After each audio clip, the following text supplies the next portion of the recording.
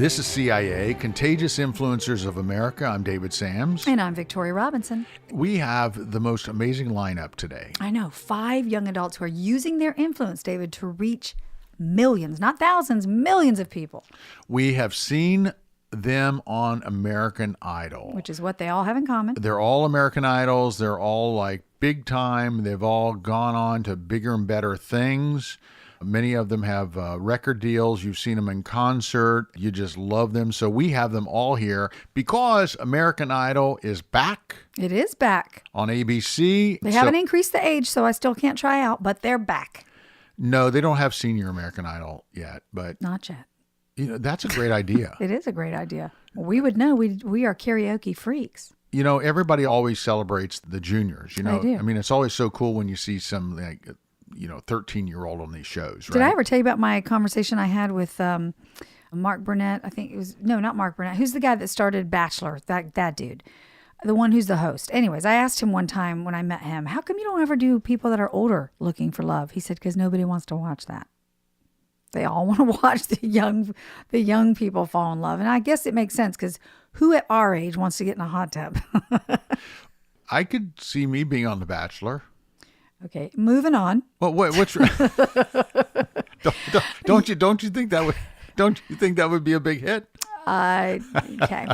So we're moving on. We've got these great American Idols. We've got Colton, Dixon, Jasmine Murray, Danny Gokey, Scotty McGuire, Mandisa. I mean, what a lineup.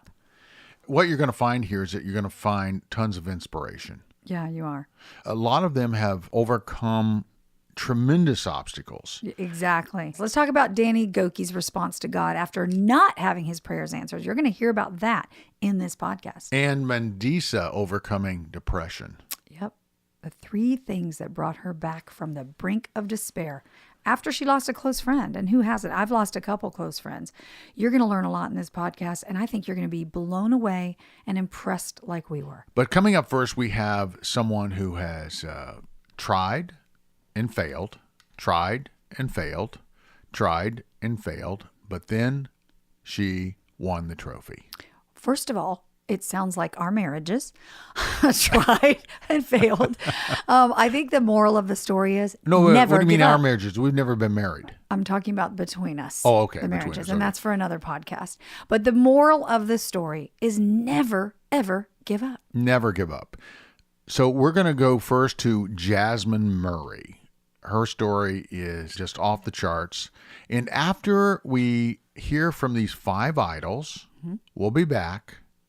And Tim Story is going to show up and give me a little bit of a life coaching session. Well, praise the Lord. I need it, right?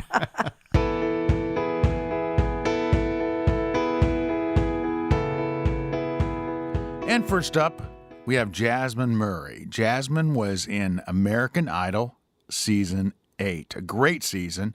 And she is with us right now to really encourage you, those of you who have tried something, maybe not quite made it, maybe failed once or twice, or in my case, several times. The bottom line is that you've just got to have the courage, overcome that fear in order to step up to the plate again. I have to remind you listening right now that people always refer to Babe Ruth as the home run king. Well, little do most people know he was also the strikeout king. He hit a lot of home runs, but he struck out more than anybody else in the league the year that he hit those home runs. You know, there's something about stepping up to the plate over and over again and going for the home run, and that's exactly what you did, Jasmine. You did not give up. What was your secret? As you were going for that Miss Mississippi title, you did not win the first time, but you did not give up. So my first year in Miss Mississippi, I was honestly just excited to compete. I had, I didn't think that on your first try you would win. So I just wanted to win the talent award because that was, of course, singing was my favorite portion, one of my favorite portions, getting to share my talent and getting to sing.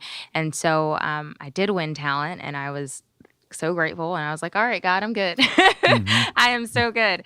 And I was so surprised, though, on the final night, I was first runner up at Miss Mississippi. And I was just so happy and grateful. And my second year, I came back and competed, and I made the top 10. So of course I was disappointed. Of course I was wanting to win. There was only one more spot left to go up to, Yeah. and unfortunately, it wasn't my time, and I realize that now, and I realize that that doesn't mean it was a setback. That just means, of course, sometimes you have to be patient in life. Sometimes your timing is not God's timing.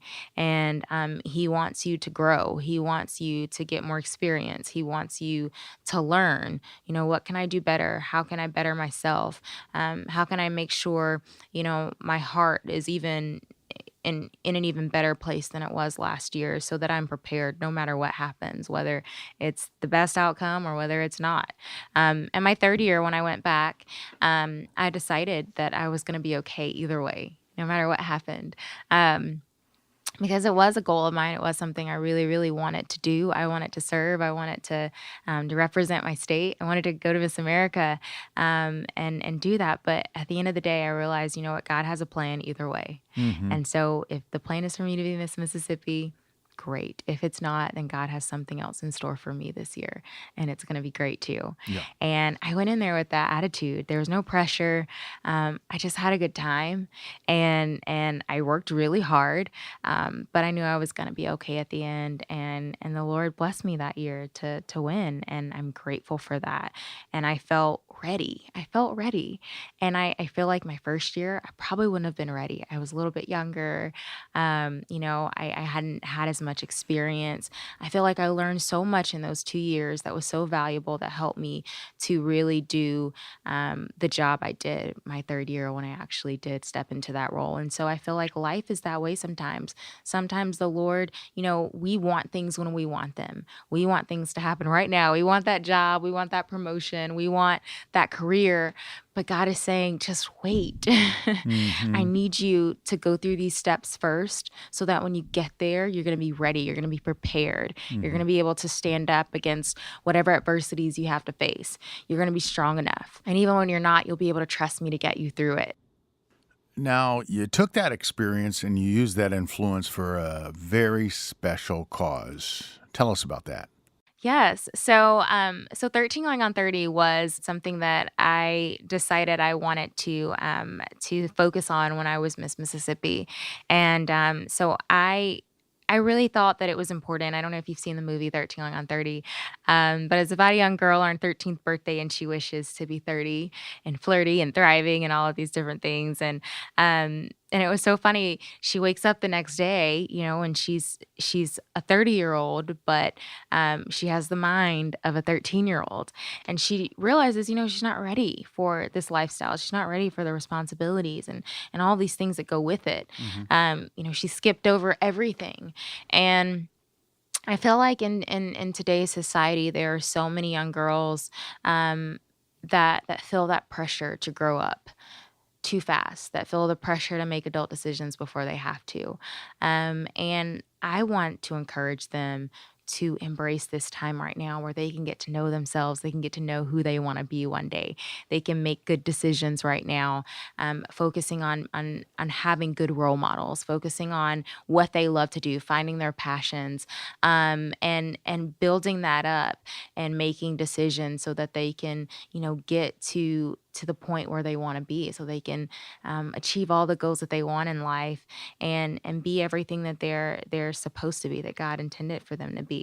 So that's my heart. Like I said, I grew up with 3 older sisters, and I grew up in a single parent home. So my mom is incredible and such a strong woman. And so I've had all of these, positive women in my life, and I'm grateful for that. But, I want other young girls out there to know that, that they have role models, that they can find positive role models to look up to, and that they can be anything they want to be one day.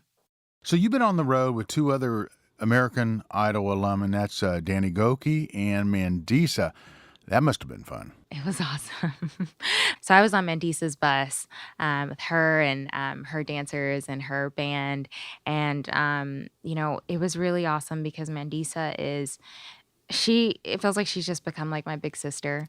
And I have 3 older sisters and 1 brother, so my family is super important to me. But she has just, I feel like, taken me under her wing in a way. Uh-huh. She totally, invited me to come out on tour with her. So I was so honored and so grateful to her for asking me to be a part of that.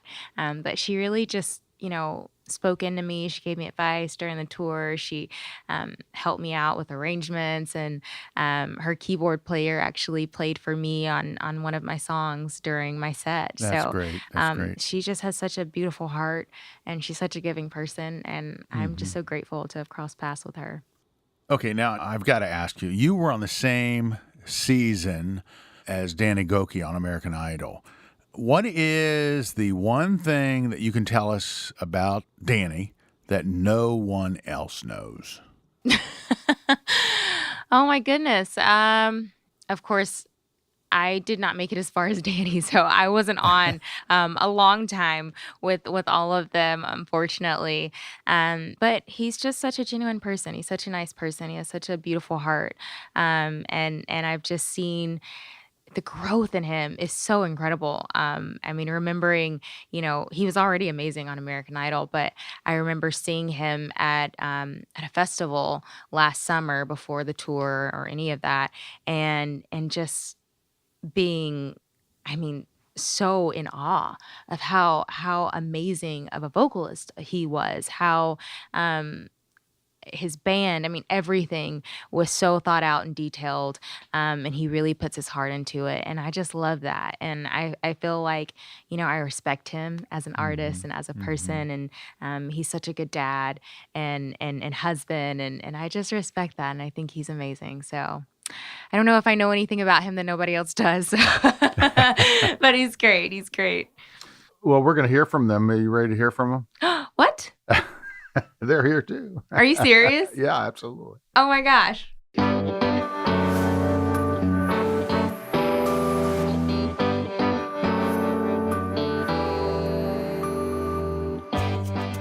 And right here with us is my good friend Danny Gokey. Danny, we are so honored to have you here.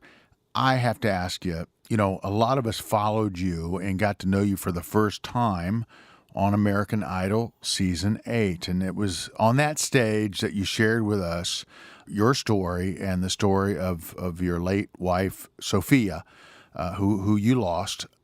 That was something that, you just don't expect when you tune into American Idol. You expect all the pageantry, you expect the great music and the camaraderie, all of that. We went on a journey with you that I think pulled us all in and made us really feel for you and your family and what you've been through. But you had to, during that time, really question your faith and question God. What do you do? That's the question I was faced with. What do you do when all the prayers, that God answers prayers, but every prayer that you threw up is now feels like it's been ignored or rejected or not answered? There's a gap between seeing who God really is and what I think he is, and what I felt like his actions were at that moment was like, he's not a friend right now, because if he really loved me, a friend would have helped me out. But I was faced with that. And I ain't gonna lie, I became bitter. I fell into a depression. I didn't want to. You ever been in a situation in your life where you're mad at God, but you don't want to be mad at him, but you're just mad at him because you can't, 2 + 2 is not equaling 4 right now. It's adding up to somewhere totally different. And I was faced with those hard questions, the questions of why. You start becoming suspicious of God. If God really was good, or if he really, was as great as he said he is, can you not help me when I call you? But there was a whole other side of the story that I didn't see. God had a plan. And this is where faith comes in. You got to keep your faith in these times. You got to go with what you know. And thank God there was a point, as I started going through these idol auditions, I'm trying to keep the faith, but those questions are hounding me. I'm trying to ignore them as best as I can, but they're not going away. Yeah. And then finally I gave in to the questions, and I started getting angry. I started getting bitter. I started getting frustrated. And I'm thinking, like, I don't know how to deal with this. Like, how do you deal with it? And then it's crazy. I didn't want to pray to God, but I knew that God was the only answer. I'm mad at him, but he's the answer. And so I ended up getting on my knees, I said, God, you have to help me, because where I'm going right now is a very bad place. And it's interesting how God speaks. He speaks in different ways. And the way he spoke to me this time was through this verse. I just kept seeing this verse everywhere I went. Be still and know that I'm God. Psalm 46:10. And, it's almost at the point where it was annoying. I was seeing it so much, even to a point where this girl came to me at church and said, I didn't know this girl very well, but she said, I don't know who you are. I see you leading worship up there, but she said, I just feel like I need to give this to you. And she gives me a piece of paper, and all it says on it is be still and know that I'm God. So finally I knew God was saying something. So I went home and I started looking at be still. All right, I'm just going to stand still. Okay, you're God. Nope, not helping. I'm being still as I can, not helping at all. And I was like, there's got to be more. I looked up like the Greek definition of it, and then or the Hebrew definition, excuse me. And I ended up finding out that it meant to say, stop striving with God, let go. Literally, it gave the picture of breaking your grip with force to let something go. And I sat at the edge of my bed with tears in my eyes, and I knew exactly what God wanted me to do. He wanted me to let go of the questions, let go of what I don't understand, and to trust him. And I remember I sat at the edge of my bed with tears coming down my eyes, and I sat, and it was almost like I saw myself in my mind's eye gripping onto her casket as she's being buried, because I'm hanging on so strong that I'm being buried with her. Wow. And I pictured myself, my other hand with a hammer in it, breaking the grip of my hand that's hanging onto her. And like with such force that I can't hold on no more. And I literally pulled myself away from it. And I understood at this moment the power of letting go. And I came to a point where it didn't happen immediately, but every time the thoughts and questions came up, I said, nope, I let it go. And it's like someone pulled a cork out of my heart, and it's like the toxic emotions of bitterness, anger, resentment, the questions, they drained out of me. And it's like I could see again. It's interesting when your heart is contaminated by those emotions, you cannot see the world in a proper view. And once those bitterness and emotions let go, I could see again. And it's not because my questions were answered. It's because I let go. Like letting go is powerful. What you're saying reminds me of the song you sing, Tell Your Heart to Beat Again. That's exactly what the song is about. It's yesterday's a closing door. You don't live there anymore. You have to say goodbye to where you've been. You got to tell your heart to beat again, because what's the other option? You only got two options this thing. You can be bitter or you can become better. And it's as cliche as you think it sounds. Those are the options. And I don't want to be bitter, because it's a very rough life. And it seems as though sometimes we really find our purpose during the dark times of our lives. Yeah, isn't it so interesting that I did find my purpose in my darkest hour? What we think was meant to destroy us actually is gonna make us. What's actually gonna be the platform that we step onto to make us into who we are. And if we run away from those moments, we never get to experience the destiny that God had placed through us. That's right. I mean, how many stories? Martin Luther King Jr. is only Martin Luther King Jr. because of the opposition he faced. You understand that? And you go through Abraham Lincoln is Abraham Lincoln because of what he faced. Jesus is Jesus, well known throughout the entire world because of the opposition that he faced. Right. People who have comfortable lives, who only think about themselves and always are trying to be in that comfort area, you never hear of them. They don't leave legacies. They don't have, their destiny usually is forfeited for that comfort, for the lie of comfort, I guess you should say. So what is it about the show, American Idol, that really sticks with you today? One of the most amazing things that I felt came from American Idol that people didn't see on TV were the stories of hope, or the stories that so many fans wrote to me, through fan mail, or wrote to me on the Facebook and a MySpace page. At the time we had MySpace and Twitter. One of the stories that sticks out to me was about a lady who recently in her life, either her husband or her boyfriend had committed suicide, and she's just about giving up on life. And that night she was getting ready to take her life. And she was in one room, while in another room the TV was on, and she heard a man crying.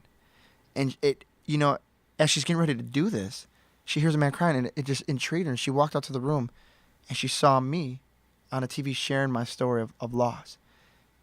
And because of that, she ended up deciding not to take her life and giving God a second chance. Wow. There's so many stories like that I heard.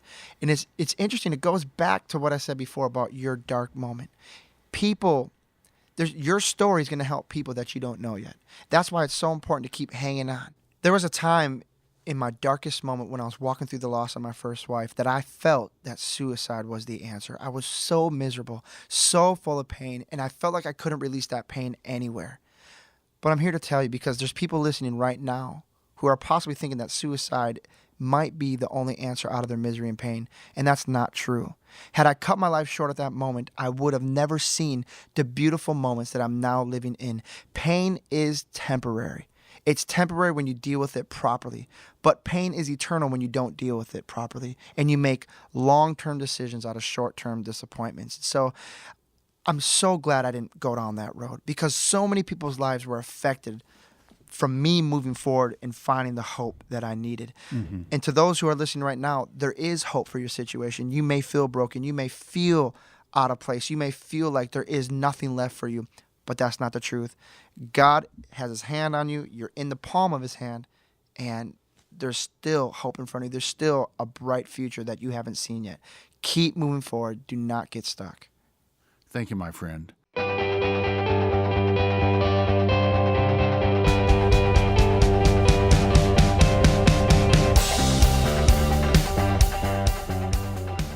You know, when you're on American Idol, you have the opportunity to be on the big stage. You have lots of influence, millions of viewers, quite a platform. But the pressure, oh my gosh, it must just be amazing, especially if you're just a young kid. And we have one of the youngest contestants ever, Colton Dixon, with us. He was on American Idol season number 11 back in 2013. Colton, how did you get the bug? Man, it started when I was 13.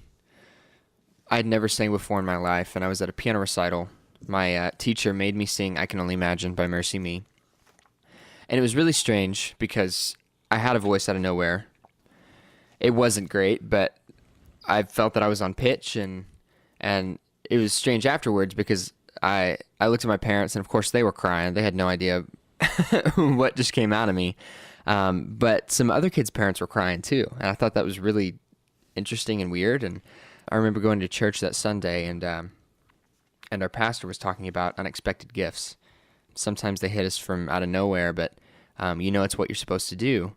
I don't know, that just really hit me, and I felt like the message was written for me that day, and I ran with that. And by the time I was 15, I had experimented around enough with music that I knew that it was what I wanted to do, and I knew that was what I was called to do. But yeah, I remember taking those tests in high school, saying fill in the bubbles. What what do you want to do when you grow up? And it's like, man, if you don't know, this could be crazy.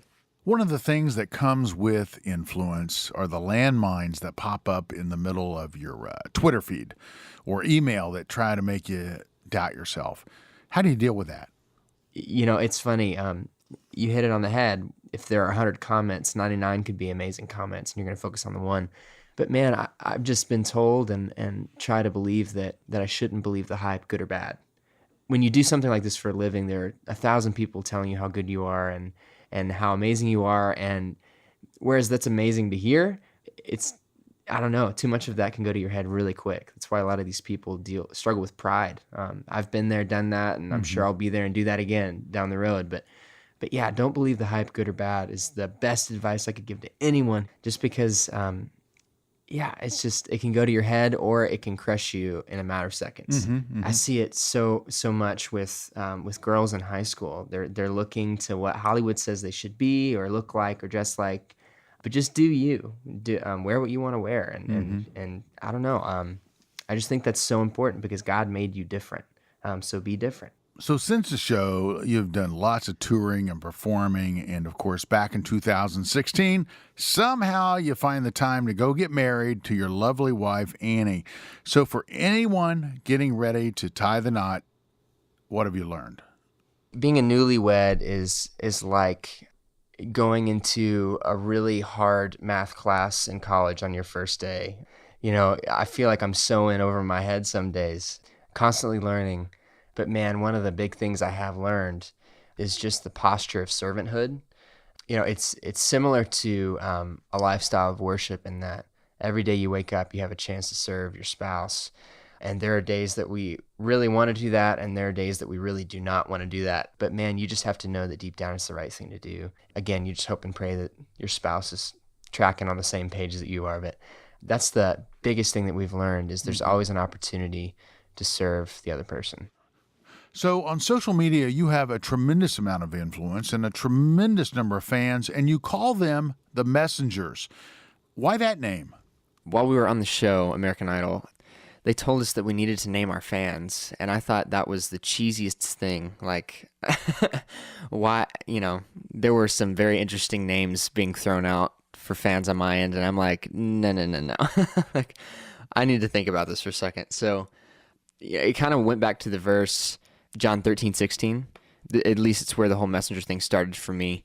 It says, "A servant isn't greater than his master, nor is a messenger greater than the one who sent him." And I wanted my fans to realize that, even though I'm on a show called American Idol, I'm not trying to put myself above my Savior and my God, and I want him to be the focus and not me.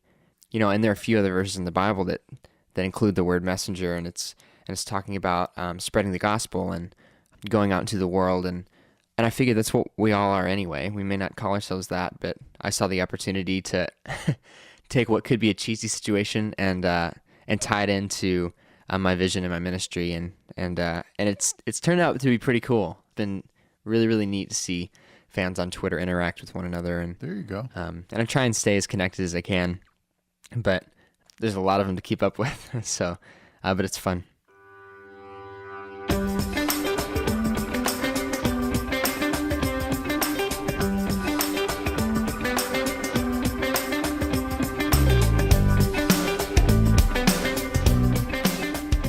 Well, next up, we have one of the most inspirational stories, one of the most inspirational guests that we've ever had here in the studio. And Scott MacIntyre is with us. He was on American Idol season number 8. And what made his performance so remarkable, other than the fact that he's a phenomenal singer, performer, is that he does all of this and he's blind. He has an amazing story. I wanted him here today because he's going to inspire a lot of us who, we are held back for one reason or another. And he has one of the biggest obstacles, and that is going out there on stage and not being able to see, but being able to do such a remarkable job helping the rest of us see through the power of his songs, through his performance. And he's with us here now. Yeah, I was born blind, and so I grew up kind of knowing what I was dealing with, and my vision has never changed. So I think, in a sense, I knew what I was dealing with. I didn't have curveballs thrown at me with having my sight and then losing it. So it was kind of normal for me in a way, and I believed that God was using my disability and what I was doing in spite of it to touch other people's lives. Yeah, and how have you seen your disability turn into all of these amazing possibilities? I think my disability presents a lot of challenges in life, but it also presents a lot of opportunity. And when I was very young, I realized that I had a choice in front of me. And it's a choice that we all have. It's a choice that I continue to face daily and have to make daily. And the choice is, will I focus on the things that I cannot do, or will I focus on the things that I can do? Growing up, I couldn't play baseball. I couldn't see when a girl was smiling at me from across the room. I couldn't drive a car, all these different things. And there were other things that I could do, but they were a lot more difficult. So I had this choice, and I very early on decided to make the choice for success. Mm-hmm. I believe success starts with a choice. It starts with instead of focusing on being angry or even becoming bitter. I know people who have gone down that road. It's so easy to fall into that pattern. But instead focus on what I can do and just start there. Just start with a couple things that I know I can do, and then see where it leads. And for me, there were a lot of obstacles along the way. I when I started piano lessons, I very quickly ran into my first obstacle. I couldn't read the sheet music. I was a classical pianist, and you're supposed to be able to read the sheet music and play things looking at the sheet music. I could not do that. I couldn't see it. But I found workarounds. My professor would put it on a tape for me, hands separately, and I would memorize the left hand and then memorize the right hand. And when I had a certain section memorized, I would put the two hands together, and this is the way I would learn these long classical pieces. And I think when people watched me doing this, it gave them courage in their own life to say, you know what, I could give up right now, or I could focus on the things that are still possible right where I'm at, and I can start there and I can build from there. Just like the first time you cross a street, first time I crossed a street, I couldn't see the other side. I was blind. But when I made it to the other side, I crossed a bigger street. Then I crossed a 4-lane highway. Then I started going around the city and then other cities. And metaphorically, that's how I dealt with my disability. I just started with what I could do. And then I asked God to lead me down the path that he would have for me. And you know what? He has been faithful to put me right where he wants me to be. I always say I wouldn't wish what I've been through on anyone, but I wouldn't change a day of it because I've seen how it's impacted the lives of others. So, in addition to being blind, you have been through 2 kidney transplants. What was it like for you to step out and audition for American Idol when you had so much to overcome? Auditioning for American Idol was quite a step of faith for me. I learned a long time ago that people who achieve their dreams are people who are not afraid to take risks.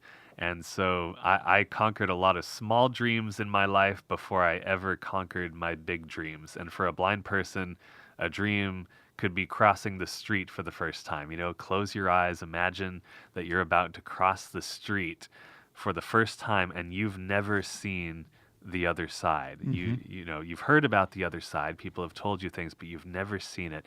And there is real danger there if you step into that street with traffic, with all you don't know how far it is to the other side, but at some point you have to take that step of faith and start making your way toward your goal, the other side of that street. I think it's the same with American Idol. Can you imagine what the producers were thinking when I first showed up with my white cane and no clue how to look the cameras in the lens? This is a very visual show, and I'm blind, and I'm supposed to connect somehow with the millions of people at home in their living rooms that are watching me, that are supposed to vote for me. I didn't know how that was going to happen, but it was on this path toward what I knew I wanted to do. And so I stepped boldly into that opportunity. And you know what? The producers of Idol fortunately took that opportunity with me. They gave me every opportunity to do what I did.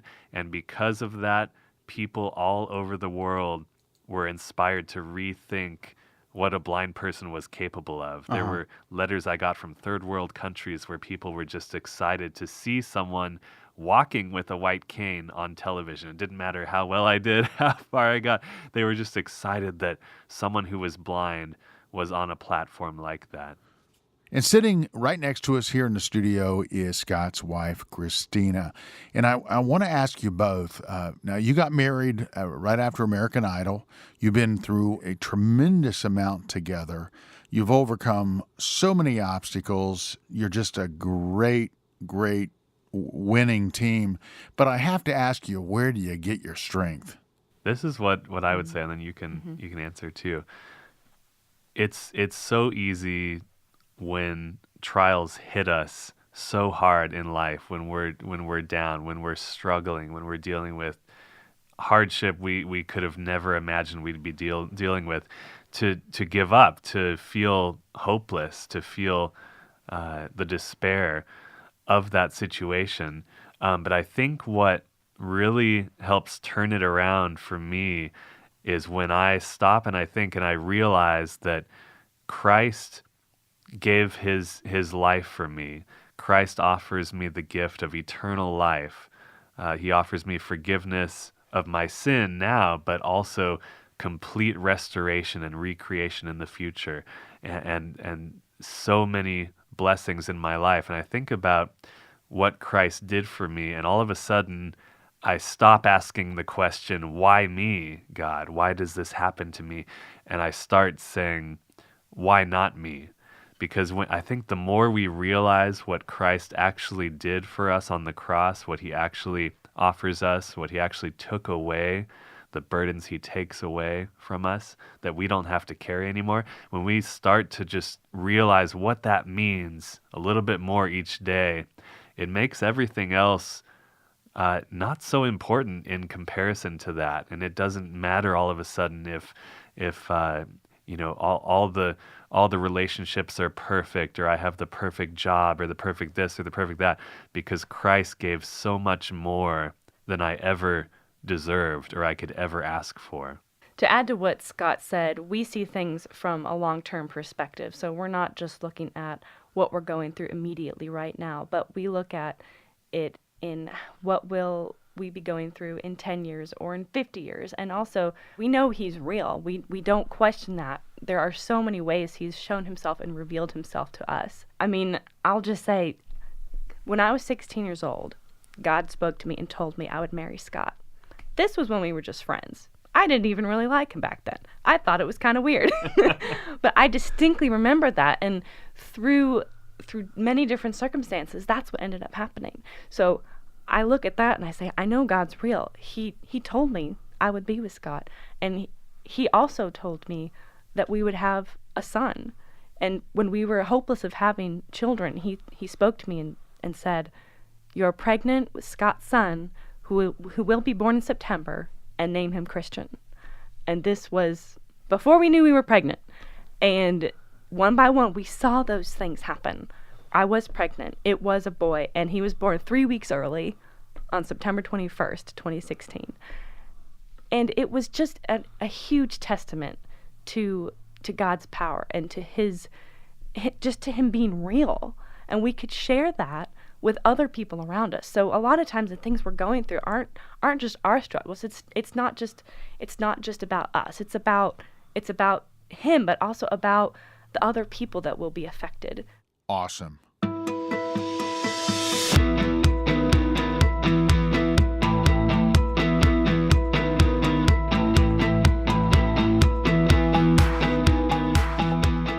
What a lineup of guests we've had today, but we're not done yet. One more up, and that is someone who is just one of my absolute favorites from American Idol, one of my favorite contemporary Christian music artists of all time, someone whose music has really inspired me, and I know she has inspired you too. I love her song, Overcomer, because every day of my life I'm overcoming something, and that song is a great reminder. So here she is from season 5 of American Idol, Mandisa. Welcome, my friend. Thank you. Yeah, it's been a while. It has been in a deep pit of despair, so I kind of went MIA for a little bit.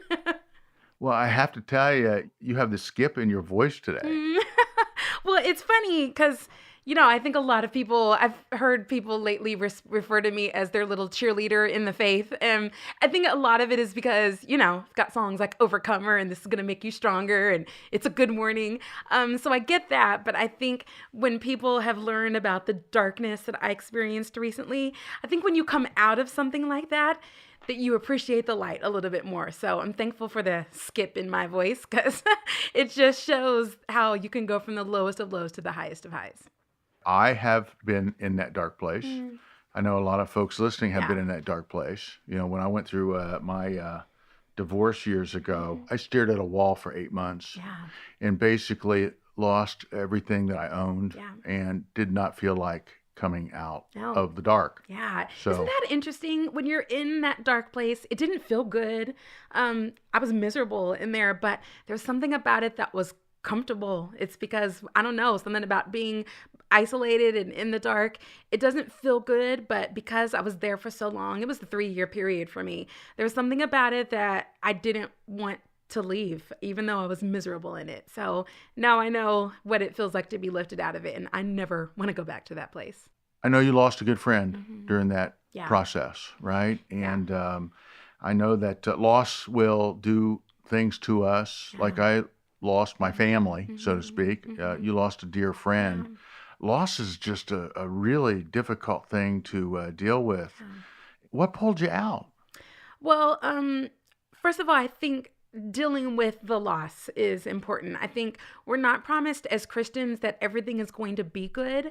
We are promised that God will work all things for our good. And so I've realized the power of grieving when you lose something. And so for me, it was actually dealing with that pain. It was dealing with my disappointment at the death of my friend Keisha, who battled cancer and who I thought was going to be healed here on earth. When she wasn't, it just sank me into a deep depression because I really felt like the Lord was going to heal her.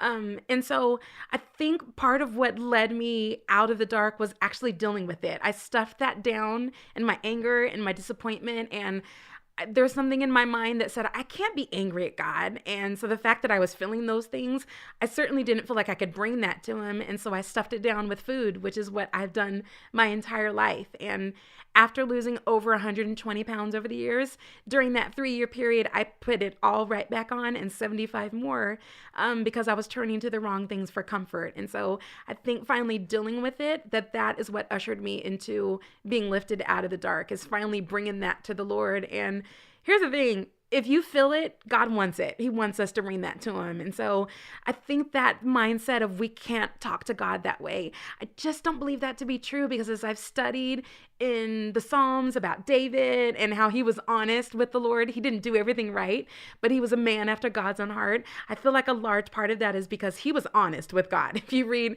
in the Psalms, he would say, I want you to smite down my enemies. And how could you do this? And how could you do that? And why are you so downcast, oh my soul? He just had a relationship with God that was honest. And so I feel like one of the things that God is teaching me is to bring it to him. Like, even if it is disrespectful and I shouldn't feel that way, if you feel it, he wants it. So that was a big lesson for me. So when you were going through this and you came, well, first of all, I don't mean to use a term like you came out of it. Okay, that's kind of ridiculous, but how did you get through it? How did you push through it to the point where you go, you know what, enough is enough? I will tell you that for me, I went to divorce care at my church. And I never thought I'd be in divorce care, right? I just, oh my gosh, there were 72 people in divorce care. And they asked us all to raise our hand if we went to church there, and only 13 of us did, which meant that most of the people had never been in that church before. We all go through these seasons of these trials. Yeah. What was it like? What finally brought you through it? For me, it was divorce care, and I realized that I'm not alone. What was it for you? Well, for me, it feels like there were 3 things. And I actually do say that he lifted me out of the dark, because I'm not in that place where I was. And granted, I have to fight every day to stay out, but that's what I'm doing, fighting every day to stay out. For me, there were 3 things that when I look back, I feel like this is the thing that God used to lift me out. And that one is flashes of light. You know, I love that you all talk about contagious encouragement, because you never know what one little thing can do. And for me, I remember listening to a local Christian radio station. I hadn't listened to anything of Jesus in years, but I happened to turn on the radio that day, and there was a song by Casting Crowns called One Step Away. And there was a line that caught my attention. It said, "You're one step away from arms wide open, one step away from coming home." And I don't know why, but that song hit me, and it was a flash of light in what had been such a dark place. And so things like that, things like every time you open up the Bible, I feel like there was a flash of light, or you never know what it is. Anything can be a flash of light. So that was the first thing. The second is the family of God. I have some loved ones who fought for me. They loved me too much to leave me in that place. And they have, after years of me ignoring their phone calls and their text messages and them banging on my door, they finally accosted me in a movie theater parking lot. And I came out of the movie theater and had a bunch of sticky notes all over my car that said things like, "We love you," and "We miss you," and "Come back to us." And so they pretty much had an intervention, and they forced me to get counseling. And so it was the family of God that forced me to go and to deal with my grief. And so for you, divorce care was a big part of that. For me, working with my counselor about all of the pain and disappointment that I felt, I stuffed it down for so many years. And so that was a big part of it, was relying on the family of God to help to speak truth into my life. And then the third thing is focus forward. I was so riddled with shame that I would have stayed in that place. And so I had to take my focus off of the mistakes that I made. I had to put my focus directly ahead. And I had to just take one step of obedience. Instead of worrying about how far I had to go, I just had to think, okay, what can I do today that is going to help usher me out of this place of darkness? And so that was just kind of a feeling of grace. Instead of focusing on my mistakes from the past, instead of focusing on how far I had to go, just focus forward and take one step of obedience today. What kind of freedom do you feel from being very, very transparent, very put it out there who you are, and not pretending to have it all together? Yeah. Right? Yeah. Because it seems to me like you've kind of transitioned here into who you really are. Mm-hmm. Yeah, I think, I don't know. I feel like my third album was called What If We Were Real? And so I believe that God was starting to show me the power of transparency at that time. But things are going pretty well in my life. I think now that I know what it is to walk through the valley of the shadow of death, there's something freeing about being able to let people know that, because I don't ever want any of this glory to be my own. I really want people to know I am not perfect. I just am walking in a relationship with the only person who ever was perfect, and the only person who actually does have it all together. And so I have learned, and maybe it's because when I started to let people see not only the good parts, the filtered out snapshots on Instagram of how everything looks perfect. You only put selfies up there that look beautiful. Once I started to let people see me with all of my mistakes and my flaws, I realized how much I don't know why people think that those of us who have a platform have it all together. That is absolutely not the case. There's such a freedom in letting people see me with all of my flaws and mistakes that lets people know, oh, she's just like me.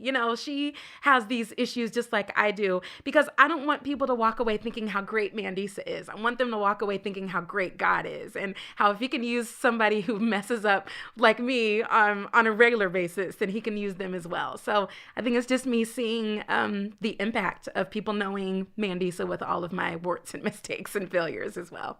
Thanks, my friend.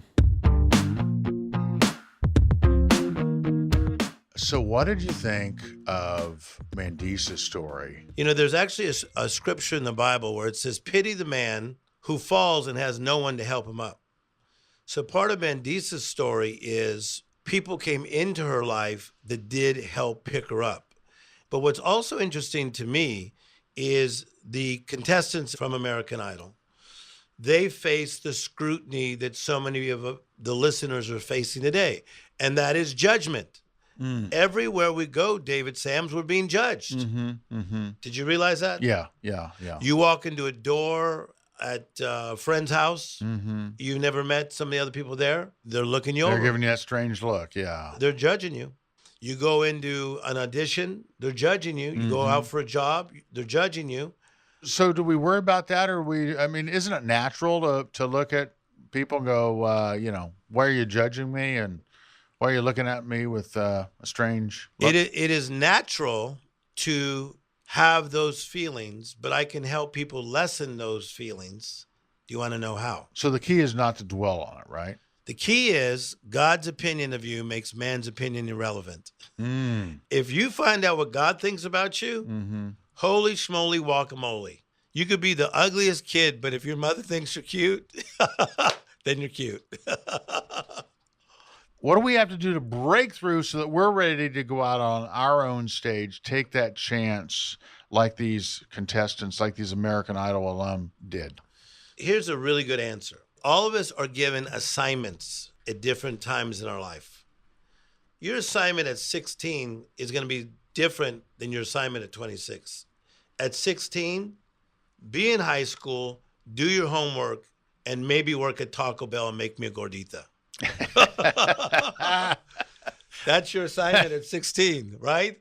26, you may be a young mother with a husband and a job.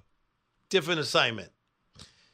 So prosper where you're planted. Whatever the assignment is that God puts in front of you, prosper where you're planted. So if you're on American Idol, do the best you can. It's not always about thinking about winning or losing. It's do the best you can with the assignment that God has put in front of you. That's how I look at my life. Right now we're doing a podcast. I'm doing the best I can. This is my assignment. I visited my 87-year-old mother the other day. I love being her son. Okay? It's a privilege. But there's an assignment because there's health issues she's working through. Make sense? There are a few things that you say to me that just stick, and I repeat them to all my friends. Like when you told me to get out of the land of regret. I did tell you that. You told me that, and I have that on my brain now. But now you've said something that I've not heard you say before, and that is prosper where you are planted. You just provided me with one statement that is just like busting up my head because it makes so much sense. Because if I would have thought in my teens, and then in my 20s, and then in my 30s, that I don't have to worry about tomorrow, just prosper today where I've been planted today. That's right. Today. That's right. Right? Oh my gosh, that would have taken so much off my shoulders, so much weight off my shoulders. Because, I'm always trying to think tomorrow, next month, 6 months, a year, 2 years from now. David, it'll change you forever. Yeah. I literally have a mindset that I am so in the now. And so a beautiful scripture for this is Luke 12:22. If God so takes care of the birds of the air, how much more will he take care of you? Then he says this, how much more valuable are you than a bird? Then why are you worrying about all these things, what you shall eat, what you shall wear? If God takes care of the birds of the air, he is taking care of you. How beautiful is that? Prosper where you're planted. So as I make this transition from my 50s into my 60s, you can say. 60, not say the ease, word. Not 60. As I make this transition, Yes.